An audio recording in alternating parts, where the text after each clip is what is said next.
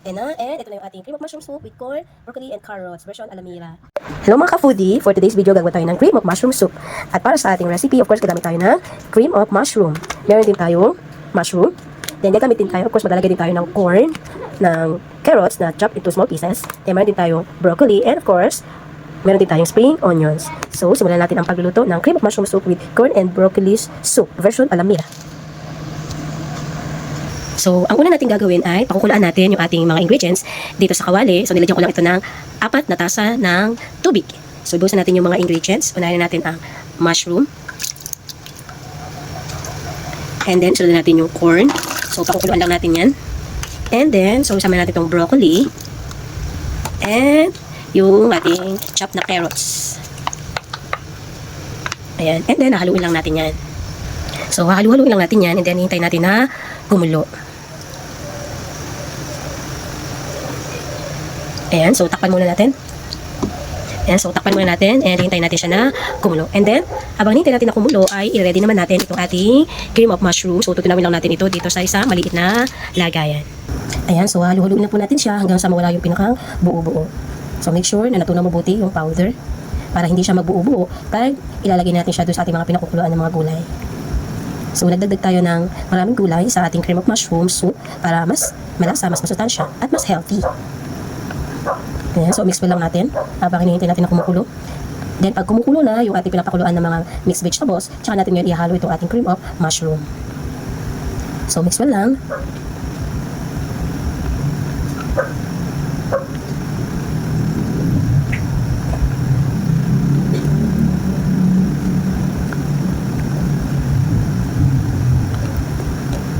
Ayan, so tunaw na siya. So hintayin na lang natin kumulo yung ating pinakukuluan na mixed vegetables. And after that, ihalo natin yung ating cream of mushroom.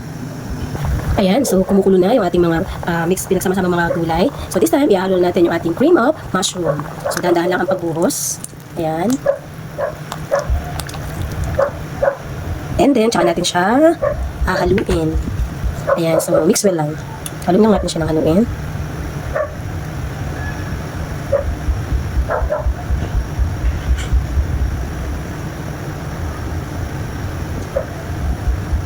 Ayan, and then lalagyan din natin ng paminta. Ayan, for seasoning lang. Pero optional lang to. Nasa inyo kung gusto nyo siyang lagyan or hindi.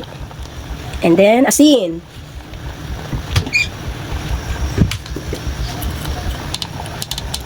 And then, lalagyan din natin siya ng konting asin. Ayan, for seasoning lang. Again, optional. Sa inyo kung gusto nyo siyang lagyan. Ayan, ito aking assistant. Ano nga siyo? Ayan. And then, mix well. Okay, kuya, mix well. At ihalo na rin pala natin yung ating spring onions. Ayan, para pampaganda ng kulay, tsaka pampabango. Ayan. Sige, haluin lang ng haluin. Yan po, aking matabang assistant. Ano nga siyo? Sige, mix well lang. Bango. Dami ko na. Sarap. Ayan.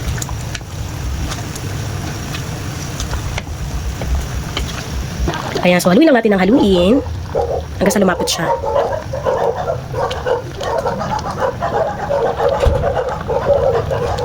Para sa mga nagda-diet, para sa mga healthy living tayo ngayon. So mix well, make sure na nahalo mabuti. Haluin lang haluin, and then hinain na natin yung apoy. Ayan, so medium heat lang kasi malapit na siya maluto.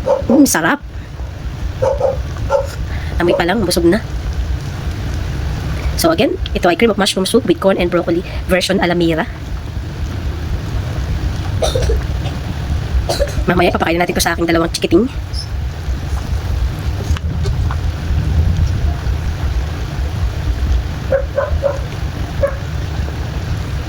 Ayan, so haluin lang ng haluin para hindi siya magbuo-buo.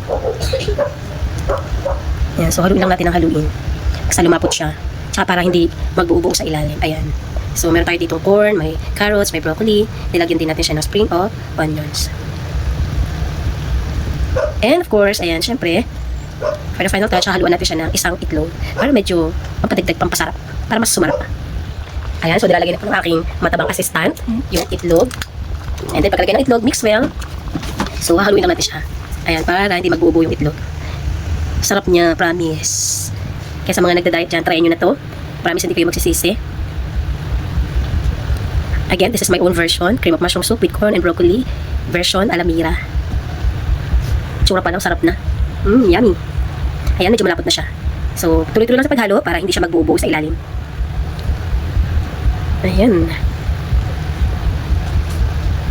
So sa inyo, kung gusto niyo pa magdagdag ng egg, pero ako I preferred pan egg only. Ayan. Pero again, nas optional lang yung egg. And sa inyo, kung gusto niyo pa magdagdag pa ng isa pa o dalawa pang egg. Ayan. So, lumalapot na siya.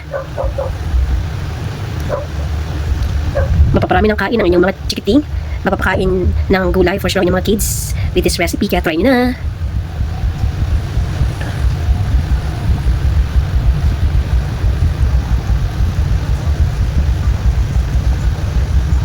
Ayan, so dami kong naluto sa isang pack ng cream of mushroom. Nakaluto tayo ng isang kawali. O, diba?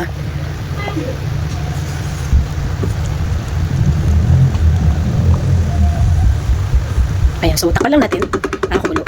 So, pag kumulo na siya, luto na siya. Ayan, so takpan muna natin. Ayan, so hintay lang natin kumulo. Ayan, kumukulo na siya.